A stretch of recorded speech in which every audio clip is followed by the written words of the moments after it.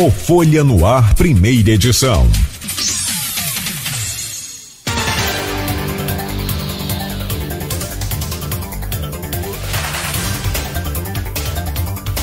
Você está sintonizado na Folha FM 98,3, a rádio que toca você. Hoje é sexta-feira, dia 18 de outubro de 2019. São 7h04. Bom dia aos ouvintes da Folha FM. Eu sou Marco Antônio Rodrigues. Começa agora o Folha no Ar, primeira edição, oferecimento Laboratórios Plínio Bacelar e Clínica Proteus. Vamos agora aos principais assuntos e manchetes do jornal Folha da Manhã. Mas antes, previsão para esta sexta-feira de tempo bom, com máxima de 33, mínima de 21 graus. No momento, no centro, 23 graus. E antes de passar, vou conferir pelo menos para sábado. A previsão é de tempo nublado, o sol aparecendo e um pouco de vento, né? Um pouquinho de vento nesse final de semana, mas nada que vá prejudicar. O domingo é que esfria um pouquinho. A máxima será de 27 graus e tempo nublado. Desperta Rio reforça luta contra a partilha dos royalties. Encontro na Firjan vai debater impactos socioeconômicos. Vladimir em nova audiência no Supremo, agora com Rosa Weber. O juiz Ralph Manhães, que ontem foi entrevistado aqui no Folha no Ar, segunda edição, não vê argumentos para justificar a partilha. Rachadinha em São João da Barra, o vereador Gersinho deixa a prisão, mas está afastado da Câmara.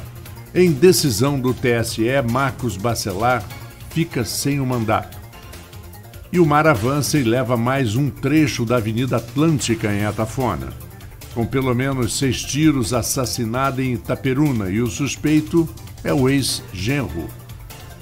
A presidente da Sociedade Fluminense de Medicina e Cirurgia, Wanda Terezinha, discursou na abertura do 18º Congresso Médico de Campos. A programação prossegue até hoje, que é o Dia do Médico. No esporte, o Campos Vôlei recebe o Flamengo hoje no IFE. E a nossa famosa contagem regressiva, faltam 33 dias para o Supremo Tribunal Federal julgar a partilha dos royalties.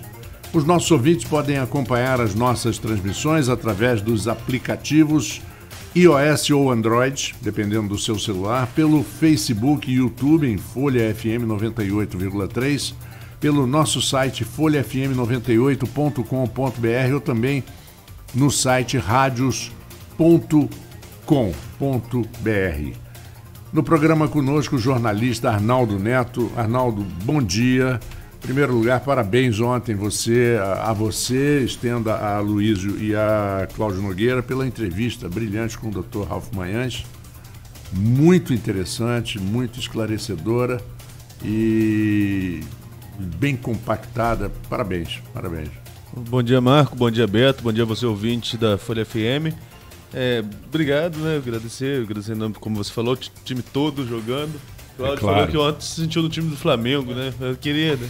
Achei interessante que se a gente estiver jogando tão bem assim, acho que a gente vai longe, né? Porque o time do Flamengo realmente, até quando não vai bem, deu sorte na quarta-feira. Diferente do Fluminense ontem, que acabou perdendo para o Atlético Paranaense. Sorte não, né? Mas campeão precisa de sorte também. Mas para ser campeão tem que ter sorte também, né? Tem a famosa frase... Sorte de campeão tem que ter. Tem a famosa frase de um atleta sul-africano que diz que quanto mais eu treino, quanto mais eu me dedico, mais sorte eu tenho. Também, claro. Né? Claro. Então a sorte, ela beneficia aqueles que buscam, né? Não, é verdade. Mas a entrevista, como você colocou, a gente abordou diversos assuntos, entre eles, é claro, essa questão da partilha dos royalties, e isso a gente acabou juntando tudo aí na manchete da edição de hoje da Folha da Manhã. Hoje acontece o Desperta Rio, às 17 horas na sede da Firjan, um evento que foi capitaneado aí pela dona Diva Abreu Barbosa, diretora-presidente do Grupo Folha. Ela convidou a sociedade civil organizada para participar desse evento. Estão entidades empresariais como a SIC, CDL, a Firjan, Asflucan e o próprio Grupo Folha da Manhã, né, convidando para a reunião de trabalho do Desperta Rio, que acontece hoje às 17 horas no auditório do Firjan Norte Fluminense, né, que fica no Parque Jardim Maria Queiroz, aqui em Campos. O movimento tem o objetivo de reunir essas entidades empresariais, e a sociedade civil e representantes dos poderes executivo e legislativo, deputados, vereadores, prefeitos da região, para debater realmente essa questão sobre uma reflexão dos impactos socioeconômicos, essas reflexões, e também traçar aí um movimento de luta contra a partilha dos royalties. Então, esse evento hoje é um evento importante, é o primeiro passo. E ontem, na entrevista, pegando esse gancho aí para a entrevista do juiz Ralph Manhães, ele questionou que, abre aspas, o Dr. Ralph, ele diz que juridicamente não vejo como estados e municípios não produtores possam receber royalties. É um bom argumento. Ele acho que essa é uma discussão muito mais política, né? No parlamento ali, tudo bem.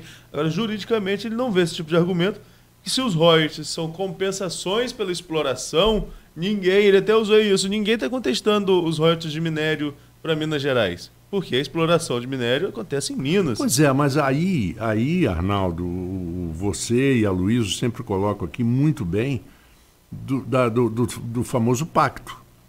Tem o Pacto Federativo. Porque aí nós vamos. Aí, se acontecer alguma coisa e o Estado do Rio e outros forem prejudicados, faz bom, então agora nós vamos fazer o seguinte: vamos dividir os outros também. Vamos botar tudo. A Carla Machado, a prefeita de São João da Barra, Carla Machado, depois da reunião da Petro, no dia 10, na quinta-feira da semana passada, ela fala isso. Peraí, vai colocar. Não foi a primeira pessoa a falar isso, mas foi a mais recente a falar isso publicamente. É figura pública a externar isso. Vai colocar tudo, vai dividir royalties de petróleo, então vamos botar tudo no bolo e dividir tudo para todo mundo. Que aí, óbvio. Aí ninguém vai ser beneficiado de forma nenhuma. Um beneficiado entre aspas, né? Porque, por exemplo, a exploração de minério que acontece em Minas gerou um acidente como aquele de Brumadinho, que é mais recente, um dos acidentes ambientais, porque existem outros, mas o mais recente que está na nossa memória é com certeza esse caso de Brumadinho, que ceifou mais de 200 vidas, sem falar que levou as casas, a história de todo mundo. Eu que moro em Atafona e a gente sofre constantemente com o avanço do mar, até a notícia aí hoje a gente vai abordar um pouquinho mais na frente. A gente fala que quando se leva uma casa ali, não está levando só o bem material, não está levando a construção, tá levando a história, um pedaço da vida valor da emocional, pessoa. né? Cada cantinho da sua casa tem uma história. Todos nós, quem consegue levantar sua casa, todo sacrifício, e ver o filho crescer, que a vida passou ali, e ver aquilo sendo levado pelo mar, numa ação natural, já é doloroso. Imagina num caso como aquele de Brumadinho. E você sabe, Arnaldo, que infelizmente o brasileiro, de uma maneira geral, tem a memória muito curta. Se, por exemplo, Minas alegar, mas está vendo, olha, a gente precisava realmente dos royalties do minério por causa de um acidente como esse. E as pessoas esquecem nos anos 80, no final dos anos 80, o famoso incêndio em Cubatão, não é bem uma refinaria, mas uma distribuição de petróleo em que explodiu e que aquela comunidade toda foi destruída e muita gente morreu no incêndio, porque aquilo explodiu e petróleo, você imagina, sim. A loucura, petróleo, depósito de gasolina, aquela coisa toda. É um negócio muito feio e as pessoas esquecem, né? E se acontecer um desastre como esse no Rio... Vazamento. A gente está vendo no Nordeste, por exemplo, essa questão das manchas de óleo, que ninguém sabe de onde é. Sabe sim, já sabe. Sabe. O pessoal oficialmente politicamente não quer admitir, todo mundo se calou. Tentaram colocar a culpa na Shell, mas aí é aquela questão, é realmente da Shell, aí é uma empresa do exterior, né? Tem várias questões ainda a serem analisadas. Mas se acontece um vazamento desse aqui, os royalties, justamente para isso, porque o impacto vai ser aonde? Vai ser na própria Bacia de Campos, não vai ser em outras localidades.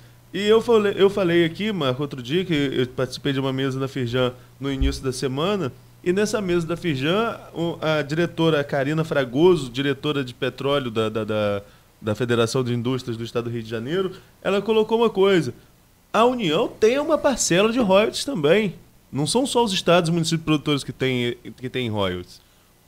A União também. Então, se você quer divisão, divida a parte que é destinada ao governo federal. Aí o governo federal pega a parte dele e faz o que quiser. Ela até falou que usa o critério que quiser, que seja pelo IDH, que seja pela quem começa com a letra A, quem começa com a letra B. Aí o problema da União, o que não pode é você tirar esse recurso do Rio de Janeiro, o Rio de Janeiro fazer o papel da União e partilhar os seus recursos. O juiz Ralph Manhães tratou sobre isso, e a gente tem outras colocações sobre essa questão também, sobre essa questão dos royalties que a gente pode abordar já dentro desse primeiro bloco, mas sobre a entrevista do Ralph nós também falamos ontem sobre algumas operações, como a Operação Chequinho, em que o Ralph foi juiz das ações penais e ele abordou esse assunto aqui ontem, e também a Operação Lava Jato ele abordou de maneira geral como um entusiasta da Lava Jato, em defesa do juiz Sérgio Moro, e sobre a Operação Caixa d'Água, que estava suspensa antes mesmo do julgamento em primeira instância. Para quem não lembra, a Operação Chequinho foi aquele escândalo de corrupção eleitoral no qual o recurso público foi utilizado para compra de votos de maneira indireta, e nós tivemos aí uma gama de condenados, sobretudo na área civil, alguns condenados na área penal. Maior destaque para a pena do ex-governador Antônio Garotinho, condenado pelo juiz Ralph Manhães a 9 anos e 11 meses de prisão, quase 10 anos de prisão. E na eleitoral são tantos que a gente perde até as contas, mas, por exemplo, 11 vereadores deixaram a Câmara por causa da condenação na Operação Chequinho. Já a Operação Caixa d'Água, ela investiga, ela bebe na fonte da Lava Jato, na questão da JBS, doações para a campanha do ex-governador Garotinho, sobretudo em 2014, e também tem a questão de ameaça a empresário local. Essa operação ela foi trancada, ela ficou suspensa por decisão do ministro Dias Toffoli, hoje presidente do Supremo Tribunal Federal. Só que vem novidades por aí. Logo mais, quem acompanha a política pode ter certeza que logo mais no blog do meu amigo editor de política da Folha, Aldir Salles, vem novidades sobre esse caso. O Dr. Ralph ontem não aventou nenhum tipo de novidade, mas há movimentações sim no Supremo Tribunal Federal, e mais tarde a gente tem apuração nesse caso, e mais tarde nós teremos essas novidades. Arnaldo, falar um pouquinho da rachadinha de São João da Barra. O vereador Gersinho deixou a prisão, mas está afastado da Câmara. Ele não quis dar declaração, né? Não sei se ele não quis ou se ele não pode. Hoje até eu vou entrar em contato com o advogado dele, que é o Antônio Maurício Costa, pelo menos quem está o defendendo até agora, e me passou as informações ontem, mas ontem não deu para entrar nesses detalhes. Ele foi solto após a audiência de custódia, foi liberado, mas com algumas medidas restritivas aplicadas. Entre essas medidas, a mais severa, digamos assim, ou de maior impacto, é o afastamento por 180 dias da Câmara, 6 meses afastado do mandato de vereador. E entre as medidas está o fato de não poder falar com os seus assessores. E eu sou muito amigo de um assessor dele, de uma assessora dele, que era assessora de imprensa dele, e até liguei para ela ontem à noite para ver se eu consegui uma entrevista com ele, para ver se ele pode falar ou não, mas isso eu vou ver mais tarde com o Maurício Costa. A gente não sabe, porque ele não pode se comunicar com os réus nem de forma direta, outra medida restritiva, com os réus, com os envolvidos na ação, nem de forma direta nem indireta. E talvez uma entrevista possa ser considerada indireta, porque ele vai rebater a delação do assessor que gerou a sua prisão. Mas as investigações continuam. Como eu falei aqui, a gente não condena ninguém antes, espera o trâmite do processo, o devido direito de defesa, mas em São João da Barra existe sim um movimento de tensão, porque não se sabe até onde vão essas investigações. Como eu falei, vem de uma delação. A gente não sabe qual o teor total dessa delação. O processo está sob sigilo. Ontem eu tenho o número do processo, abri o processo no site do TJ ontem, mostrei ao Aldir, que é editor de política, e a Camila Silva, que é repórter nossa, mas também é advogada. Quando eu mostrei o processo, aí só aparece a tela. Esse processo está sob sigilo. Os dois falaram, nunca vi um processo desse. E a gente entra em vários processos até sigilosos, mas que aparecem quem são os réus, quem são os investigados, e não aparece nenhuma movimentação. Esse nem isso aparece. Camila mesmo, que é advogada, falou, nunca vi nada assim. Está sob sigilo. Foi uma coisa chamou muito a nossa atenção. Mas o vereador passou a noite na prisão e agora já está em liberdade, passou a noite de anteontem para ontem, saiu ontem à tarde após essa audiência de custódia, mas fica fora da Câmara aí pelo menos por 6 meses. Bom, e agora falando um pouquinho que você já citou, o mar avança e leva um trecho a mais da Avenida Atlântica em Atafona. Só antes para a gente fechar a política, para a gente não voltar, só a questão do Bacelar. Ah, sim. Você chamou na escalada aí. É porque ontem a gente chegou a falar também um pouquinho e no segunda edição a gente anunciou o resultado, mas para quem não acompanhou a gente na segunda edição, só que o vereador Marcos Bacelar perdeu esse recurso no Tribunal Superior Eleitoral e acabou ficando aí fora sem o mandato da Câmara, né? O Marcos Bacelar ele foi candidato em 2016, teve uma votação expressiva para ser eleito pelo PDT e não tomou posse. Porque o registro dele estava sob júdice devido ao entendimento da Justiça Local de que ele se enquadraria na lei da ficha limpa por causa de uma prestação de contas enquanto presidente do Legislativo campista. Depois ele vai ao TSE, a então ministra Luciana Lócio manda o processo voltar para o juiz de piso. Ela fala que tinha que recomeçar o processo, mas enquanto recomeça o processo, libera o registro dele, é recalculado o quociente eleitoral e ele assume o mandato.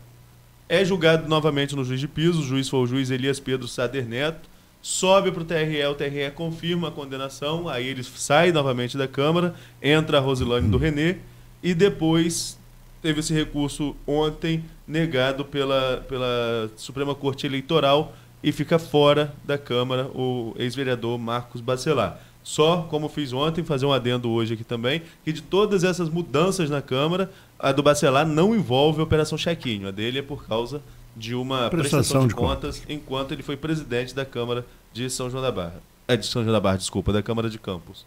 Bom, então, rapidamente, agora vamos a Atafona. A questão de Atafona, né, Marco? É uma questão que a gente já debate aqui há quanto tempo? Nós estamos nós estamos com Folha no ar desde 28 de março, acho que a gente já falou sobre isso mais de uma dezena de vezes, né? Essa questão do avanço do mar em Atafona. É um problema histórico já, um problema secular. A gente tem jornal de Campos da década de 50, que como jornal foi o mais antigo que eu encontrei falando sobre essa questão do avanço do mar, de 59, mas o Aloysio já colocou aqui um livro do século XIX, em que é relatado essa questão do avanço do mar em Atafona. Existem vários movimentos para tentar aí, alternativas para conter esse avanço do mar, como a construção de quebra-mares, aterramento mesmo, aterramento contínuo, tirando a areia e aterrando o mar, mas nada sai do papel. Os licenciamentos não avançam. A gente tem alguns casos aí, por exemplo, de liberação de recursos, inclusive, para execução do estudo de impacto ambiental, mas mesmo assim não avança. Tinha um estudo, por exemplo, para fazer a questão da dragagem da Foz do Paraíba. Não foi feito e a Foz fechou. A gente deu no jornal esses dias aí que praticamente o Pontal, o que restou do Pontal e a Ilha da Convivência se encontram, dá para ir a pé de um lado para outro, né? E isso prejudica sobretudo a atividade pesqueira. E ontem um avanço do mar. O mar estava bem revolto essa semana, não só aqui em Campos, em São João da Barra, mas em todo o litoral fluminense. E a gente recebeu informação da própria Prefeitura de São João da Barra de que avançou mais um pedaço ali no finalzinho do que ainda tem da Atlântica, da parte de Atafona. A Atlântica ela ia de Gruçaí até o antigo prédio do Julinho, era bem extensa. Mas de uns anos para cá já levou ali boa parte da Atlântica de Atafona, e sempre no sentido sul, né? Começou ali do Julinho e foi para a Rua do Meireles e foi lá para a Rua da Caixa d'Água, e agora está ali chegando perto do balneário. A Rua Elias Gabriel Beirute, se não me falha a memória, é o trecho onde caiu mais um pedaço, tinha até um pontinho comercial e estava bonito ali. Você chegava ali dava para você chegar de carro até a rua que você... Eu falei com a Luísa que era na rua da casa dele, lá, na casa dele em Atafona. Você chegava de carro por ali, tinha um comérciozinho, um barzinho, nem cheguei a esse bairro, olha que eu não tenho ido a Baía Atafona, é um negócio meio difícil, conheço quase todos, mas sempre vi um movimento ali e estava um lugar bonitinho. Estava bem movimentado, surfista, estava frequentando aquela área, mas dessa vez o asfalto cedeu, levou um pedaço do asfalto, tem até a foto de capa, foto do Paulo Sérgio Pinheiro, repórter fotográfico que já passou pela Folha durante muitos anos e trabalha na prefeitura de São João da Barra. Levou um pedaço do asfalto da Atlântica, comprometeu também a estrutura desse imóvel, que foi interditado pela Defesa Civil, assim como o trecho para passar de veículo também não pode mais estar interditado pela Defesa Civil. Bom, são 7 horas e 25 minutos, nós faremos um pequeno intervalo. O Folha no Ar, primeira edição, hoje tenho o prazer de receber aqui o grande tenista brasileiro, técnico, bom, tudo em relação ao tênis e ao esporte de uma maneira geral, Carlos Alberto Quimair. Hoje a entrevista é muito mais na sua área do que na minha. E o nosso querido... mais para participar um pouquinho do que para conduzir. Hoje eu conduzo com o Marco Antônio. E o querido Almir Bárbara, que os dois já estão aqui, muito obrigado. E logo depois do intervalo a gente já volta batendo um papo com esses craques aí. Como a gente vai falar sobre esporte no próximo bloco, só para a gente rolar rapidinho. Hoje o Campos vôlei, recebe o Flamengo. É verdade. É importante convidar o pessoal a participar no IFE. O time do Campos novíssimo, né? O Rafael Twin anunciou aqui que o Campos ia ter time de vôlei. Ele foi entrevistado numa quinta, anunciou que o time ia ser apresentado na sexta para estrear no domingo. É um negócio e assim. Estreou e ganhou. Estreou com vitória, venceu por 3-0 o Flamengo e agora é o jogo de volta aqui no IFE, hoje às 19 horas. Então tá bom. Então vamos a um pequeno intervalo, voltamos já. É o Folha no Ar, primeira edição, oferecimento Laboratórios Plínio Bacelar e Clínica Proteus. Chegou a sua nova forma de andar.